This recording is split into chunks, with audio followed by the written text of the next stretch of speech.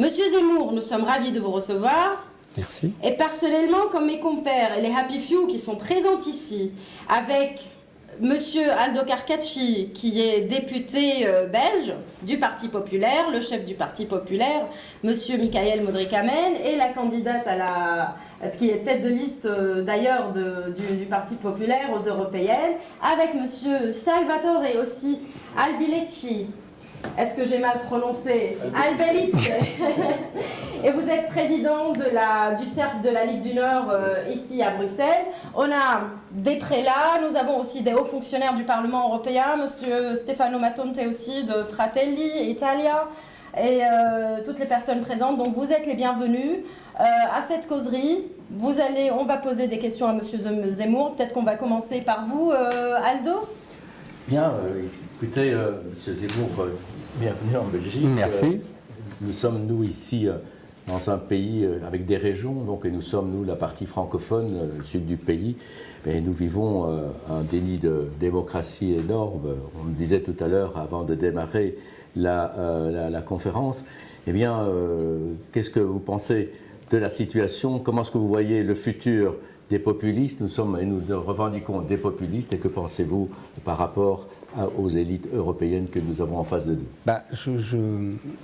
Il me semble que la situation est assez claire et elle est assez lumineuse depuis 2016, c'est-à-dire que depuis l'année du Brexit, de la victoire de Trump et de la défaite de Matteo Renzi, qu'on oublie toujours d'ailleurs, à partir de 2016, on a bien vu que toute l'Europe était en train de basculer, qu'il y avait une évolution assez nette et un conflit, je dirais, cruel entre les élites occidentales et leur soutien sociologique, c'est-à-dire en gros les habitants des grandes métropoles qui profitent des flux économiques de la mondialisation, et le reste de la population, ce que Christophe Guilluy appelle en France la France périphérique, mais on a découvert en cette année 2016 que cette France périphérique existait dans tous les pays, qu'il y avait une Amérique périphérique, qu'il y avait une Angleterre périphérique, l'Amérique périphérique votant Trump, l'Angleterre périphérique votant pour le Brexit, et il y avait une Italie périphérique. Vous voyez, donc chaque pays comme ça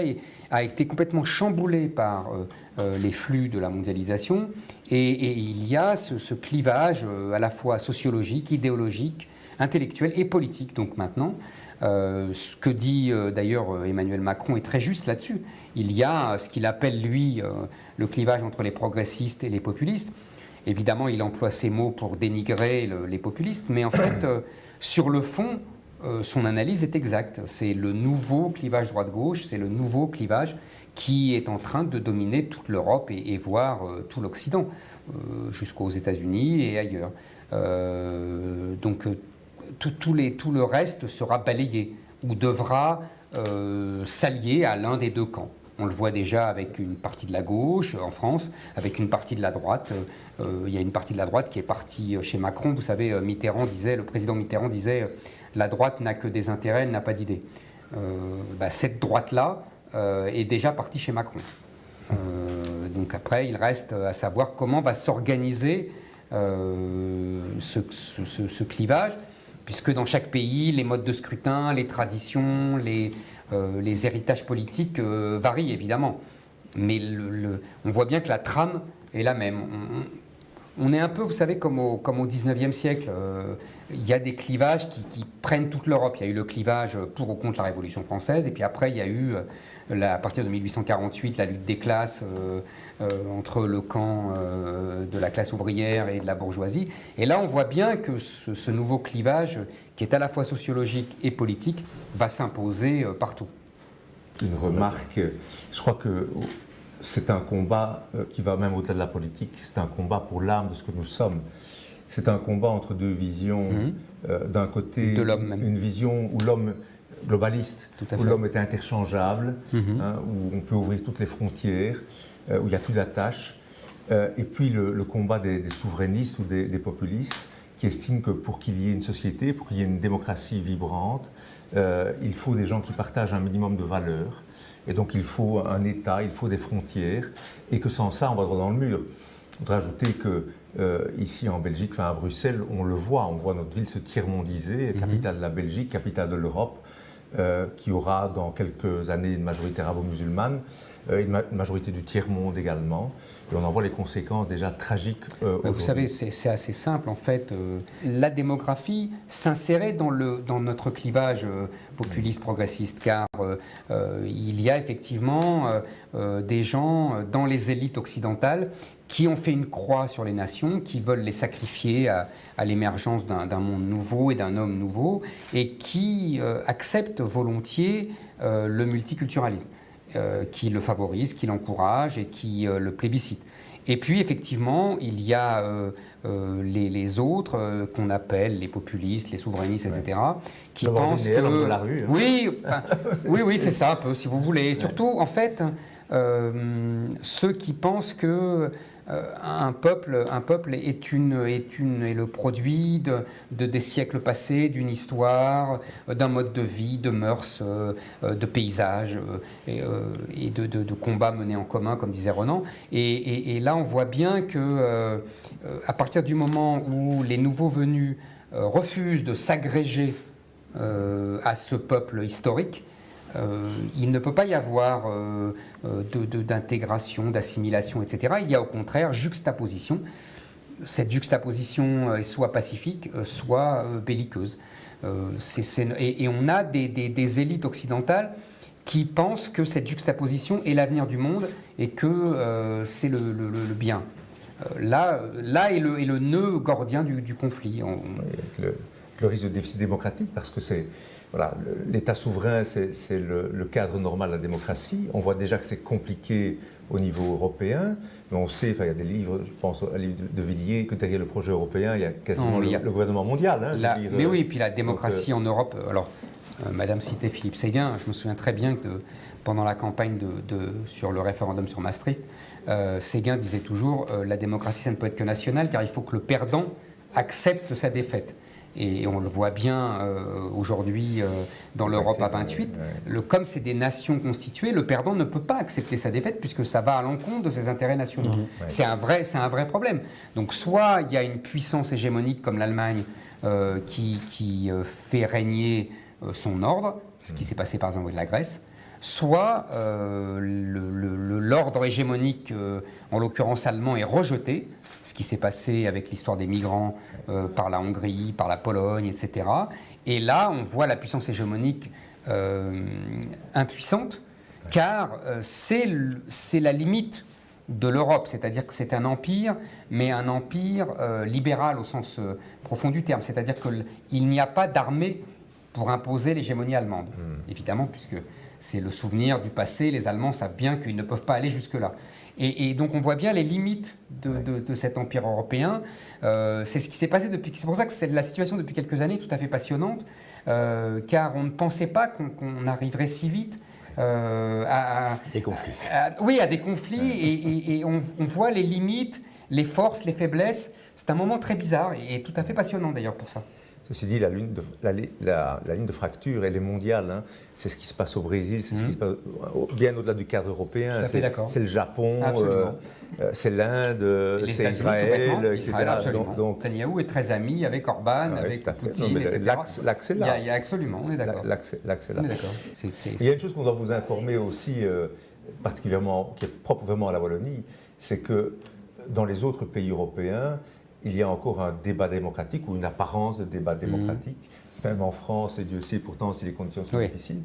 Mais nous vivons en Wallonie et à Bruxelles, que je compare parfois à la RDA, dont nous sommes le seul parti de droite, le seul parti eurosceptique, en plus climato-sceptique et autres. Et donc nos idées sont hors du cercle de la raison.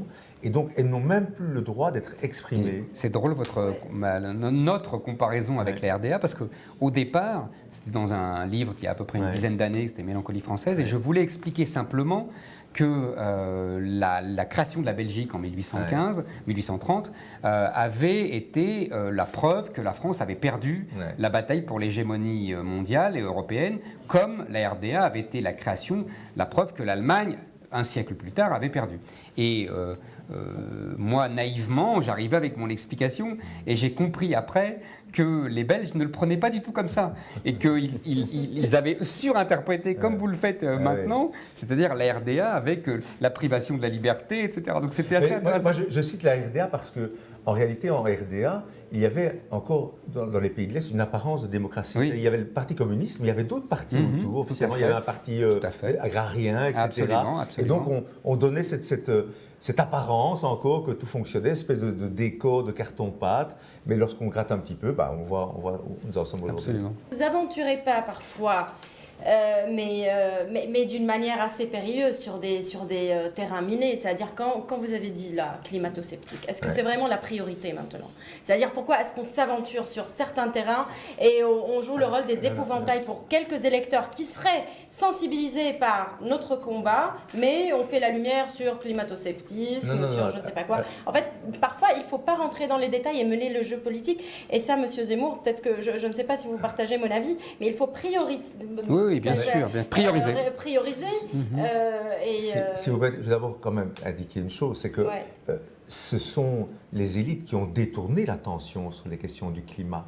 Je veux dire, donc alors que par exemple la question de l'immigration, la question de la sécurité, la question du pouvoir d'achat devenait de plus en plus prégnante. Moi j'appelle ça une nouvelle religion. Parce qu'il y a les saintes, il y a Sainte Greta, qui, comme toutes les saintes, a des apparitions. Elle voit le CO2 à l'œil nu. Il y a des processions, comme on avait des processions avant religieuses, elles sont climatiques. Il y a des jours... Vous n'avez pas tort, il y a même des livres saints, si vous voyez les livres scolaires. Les livres scolaires, ils ne parlent en géographie que du développement durable. Et c'est leur cours toutes les semaines. Et si vous le contestez, il y a ça aussi. Vous êtes un hérétique. Absolument. J'ai vu que les journalistes maintenant doivent parler de négationnisme. On est des négationnistes du climat, donc il y a une gradation dans... C'est vrai que l'expression vient de se glisser dans le Alors, débat. moi, je préfère qu'on parle des vrais problèmes, mais on nous impose de parler de ces problèmes et on veut nous ruiner pour le même prix et nous imposer des restrictions de plus en plus terribles, parce que si on suit les tenants de la région du climat, on ne peut plus manger de viande, on ne peut plus prendre l'avion, on ne peut plus faire des feux ouverts, on ne peut plus voyager. Et puis encore, on nous fait même maintenant des réfugiés climatiques. Absolument. C'était plus des réfugiés de guerre ou politique, en fait, des réfugiés climatiques. C'est très difficile de discuter de ce sujet, je trouve, parce que évidemment, on n'a pas les connaissances scientifiques pour pouvoir discuter sereinement et on vous met toujours des ribambelles de scientifiques dont on ne connaît pas les noms en plus, il faut bien le dire. Donc on ne peut pas discuter avec eux, on n'a pas les armes intellectuelles pour discuter avec eux. Et donc c'est très compliqué cette discussion. Et j'ajouterai quelque chose à ce qu'a dit monsieur. Je pense que c'est aussi un moyen idéologique de nous faire accroire et de nous convaincre que les problèmes sont mondiaux. C'est-à-dire ça aussi, ça participe de la nation est terminée, c'est révolu, puisque la nation n'a pas la taille. D'ailleurs, ça m'amuse beaucoup. À chaque fois que je débat à la télévision là-dessus, on me dit toujours mais il n'y a que l'Europe qui a la taille pour régler ce problème du climat. Alors moi, je dis tout ingénument, je dis mais dans ce cas-là, c'est pas l'Europe, c'est le monde entier. Et même, il faut aller voir la planète Mars, puisque le climat, c'est vraiment quelque chose de global. L'Europe est trop petit, c'est ridicule, c'est un confetti par rapport à l'enjeu, à la taille des enjeux. Et ça, je pense que, plaisanterie mise à part, ça fait partie aussi de la volonté de montrer que la nation, décidément, ne peut plus rien régler. Moi, je suis beaucoup sur le terrain et je constate un désintérêt complet en Belgique vis-à-vis de la chose politique. La chose politique ou des élections européennes? Chose politique en général et européenne encore plus, parce que les gens disent c'est toujours la même chose, etc. Rien ne changera, personne ne tient compte de nous. Moi, je vois partout le populisme en train de monter dans tous les pays, qu'on regarde en Angleterre, qu'on regarde en France, etc., en Italie. Eh bien, ma question est la suivante. Comment est-ce qu'on peut réparer l'âme d'un peuple? Parce qu'ici, j'ai l'impression que c'est vraiment l'âme qui est touchée. Les gens ne croient plus en rien. Et parfois, j'ai juste envie de crier, mais levez-vous, allez de l'avant. Mais même ça, ils ne sont pas capables. Je pense qu'il y a deux problèmes majeurs. Le premier, c'est que pour que les peuples aient moins de vague à l'âme, il faut qu'ils aient une âme et qu'il y ait un peuple. C'est-à-dire qu'on a tout fait pour désagréger le peuple, pour qu'il n'y ait plus de peuple. Et effectivement, je crois qu'il faut reconstituer un peuple. Et c'est pas facile. Il y a, on sait comment on constitue un peuple. On constitue un peuple avec ce que je disais tout à l'heure. C'est qu'est-ce qu'une nation, le fameux texte de Renan, avec l'histoire, les mœurs, les passés, les combats en commun, etc. On sait comment on construit. On sait d'ailleurs tellement comment on construit qu'on a très bien su le déconstruire depuis 40 ans. Donc c'est parce qu'on savait comment on le construisait, qu'on savait aussi comment on le déconstruisait. Et la deuxième chose, là vous parliez de démocratie, je pense effectivement qu'à partir du moment où les gens comprennent que leur vote ne sert à rien, ou pas à grand-chose, et que de toute façon les décisions sont prises ailleurs, ils se détournent de ces mascarades. Donc il faut effectivement revenir à un vrai projet démocratique, et c'est ce qu'on disait tout à l'heure au sujet de la phrase de Philippe Séguin, il ne peut pas y avoir de démocratie en dehors des nations. Puisque la démocratie, c'est le pouvoir du peuple et c'est l'acceptation par la minorité de sa défaite. Mais là où nos amis progressistes sont très forts, c'est qu'ils ont en fait subrepticement changé la définition de la démocratie depuis 40 ans. Aujourd'hui, ils ont réussi à imposer l'idée que la démocratie, c'était les droits de l'homme. Et ça... c'est une vraie subtilité, c'est toute la stratégie qui date d'Habermas, de fameux états de droit en Europe, qui fait qu'en fait, aujourd'hui, on considère dans les milieux progressistes, élitistes, etc., que la démocratie, ce n'est pas le pouvoir du peuple, mais que c'est le respect de l'état de droit. Et donc, ça donne le pouvoir aux oligarchies, en particulier judiciaires, mais aussi technocratiques, d'interpréter les droits de l'homme et d'estimer qu'ils respectent la démocratie puisqu'ils ont interprété favorablement les droits de l'homme et que c'est ça l'important. Je pense qu'il y a un combat, c'est compliqué parce que c'est pas facile d'expliquer ça aux gens. Eux, ils ont l'impression que les droits de l'homme, c'est la liberté, on leur a fait croire ça, on leur a fait croire que c'est la démocratie. Et donc si on leur dit il faut remettre en cause l'état de droit, ils vont dire mais vous allez rétablir la dictature. Vous voyez, la propagande a été tellement puissante que ça va être très compliqué. Mais je pense que c'est la mère des batailles. Il faut revenir, et c'est ça tout l'enjeu, c'est ce qu'a compris Orban par exemple. Quand il parle de démocratie illibérale, c'est pas la démocratie illibérale qui devrait dire. Voilà, c'est la démocratie d'antan. Voilà. C'est-à-dire la démocratie où c'est le peuple qui gouverne. En tout cas, c'est le peuple qui choisit, c'est le peuple qui décide. Et ce ne sont pas les juges ou les banquiers ou les technocrates de Bruxelles. Ce ne sont pas les juges qui vont interpréter une loi en disant « mais non, tel article de la Déclaration des droits de l'homme interdit de faire ça, interdit de faire ça ». C'est le peuple qui décide. C'est la démocratie d'avant. J'ai coutume de dire, le général de Gaulle aurait été appelé démocrate illibéral. Et il aurait été condamné à Bruxelles.